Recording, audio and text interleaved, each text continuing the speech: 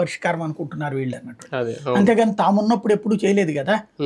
అట్లాంటి సిస్టంలో నుంచి ఇప్పుడు పవర్లోకి ఉన్నప్పుడు పోయిన లాస్ట్ 10 years ఉన్నారు కదా పవర్లోకి, అవును అప్పుడు ఎందుకు చేయలేదు ఇవన్నీ అంటే ఇప్పుడు ఏదో పవర్లో లేనప్పుడు వాళ్ళని గుర్తుకొస్తాయి అనమాట. అట్లాంటి వాళ్ళకి ఇలాంటి సలహాలు ఇస్తుంటారు ఈ పిట్రోడా లాంటి వాళ్ళు.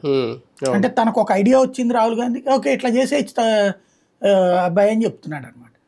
రెండో కాన్సెప్ట్ కొత్తగా ఇంకొక ఇంటర్వ్యూ అతను మాట్లాడింది టోటల్గా వింటే బాగానే ఉంది, కానీ విసిగెత్తిచ్చిన పదజాలం ఏంటంటే ఇండియా ఇది విభిన్న భాషలు విభిన్న జాతులు కలిసి ఉండేటటువంటిది, దాని స్వరూపం డిఫరెంట్ అన్నటువంటిది అదంతా మంచిగానే చెప్పాడు. కానీ పోలిక అనేటువంటిది కొంచెం అసహ్యకరమైన పోలికలు చేశాడు.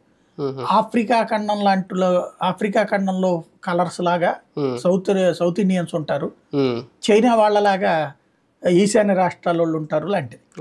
అది ఆ ఇంటర్వ్యూ చూసి వచ్చిన తర్వాత నరేంద్ర మోడీ రాష్ట్రపతి గురించి అది మాట్లాడారు కదా, ఎవరి రూపం వాడిది. ఇప్పుడు నువ్వేమి ఇక్కడ ఆఫ్రికన్స్ అంటే తప్పు పట్టట్లేదు, బట్ ఆ నీగ్రో లాగా ఉంటారు అంటే కలర్ గురించి నీకు ఎందుకు వస్తుంది ఇక్కడ వివక్ష? లేకపోతే అసలు కలర్ కాంప్లికేషన్స్ గురించి మాట్లాడాల్సిన అవసరం ఏమైనా ఉందా?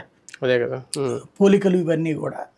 కాకపోతే అందరూ కలిసి జీవిస్తున్నారు అన్న చెప్పడం తప్పులేదు. అంటే ఆయన ఉద్దేశం కలర్ గురించా ఒక జాతి గురించా? జాతి గురించి అతను చెప్పింది ఉద్దేశం మంచిదే, దాని పోలిక తప్పు.